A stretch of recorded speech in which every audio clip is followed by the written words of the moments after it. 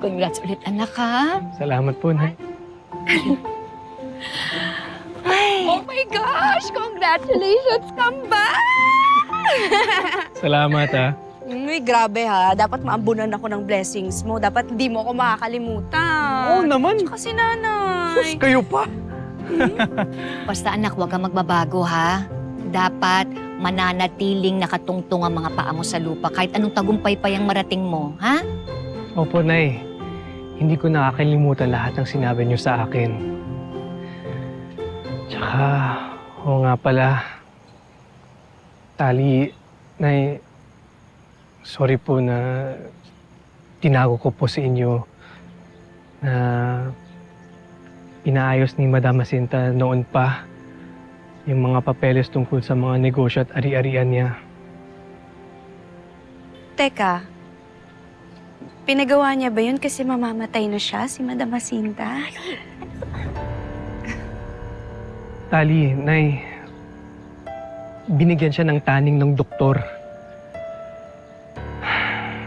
Kaya bilang paghahanda, ipapamana niya lahat sa akin ng mga negosyo at ari-arian niya. Oh my gosh! So yayaman na tayo! Tali, anak, pwede ba tumigil ka na? Ano ka ba? Anak, ginawa talaga ni Madam Jacinta yun? Opo, Nay. Kakausapin niya ulit tayo kasama ang abogado niya kapag maayos na ang lahat.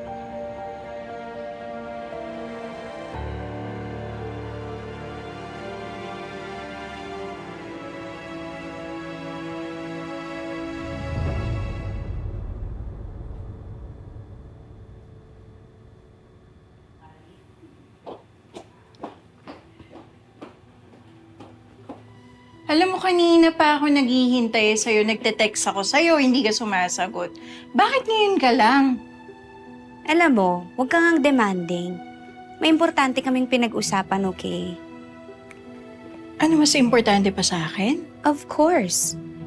Alam mo, hindi talaga ako nagsisi na si Nanay at si Tyrone yung pinili kong pamilya ko. Dahil hindi magtatagal, yayaman na kami. My God! Ginawa lang manager yung kapatid mo ng flower cafe, tas ganyan ka na makaasta? Alam mo, Melania, hindi lang yung flower cafe yung pinagkatiwala ni Madam Jacinta kay Tyrone. There's so much more. At alam mo ba, enough na yun para hindi ko naisipin yung future ko. Dahil yayaman na kami. Okay?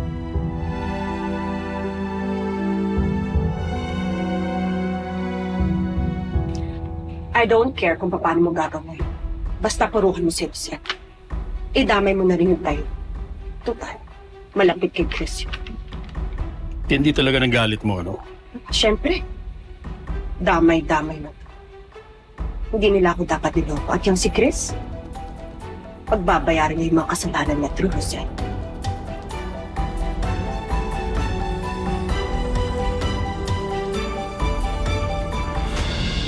Pumunta si Tali dito kanina at kinonfirm nga niya yung kinakatakutan natin. Mapupunta na kay Tyrone lahat ng karapatan ng kayamanan ng ate mo. Kasal ako kay Rosel. Anak niya si Tyrone. Madali ko naman kamkamin ang lahat ng minana nila. Alam mo, tatagal pa yun eh. Bakit hindi pa tayo kumilos? Ano nang gusto mong gawin ko?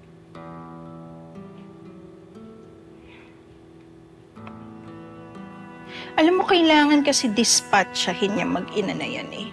Si Rosel saka si Tyrone. Para naman makuha mo lahat ng kayamanan ng ate mo. Hindi naman ganun kadali yung sinasabi mo. Anong hindi ganun kadali yun? May kakilala ako na kayang-kaya niyang gawin yun sa tamang halaga. Alam mo, ako na nga gagawa. Ako na lang, ako na ang kikilos para sa'yo.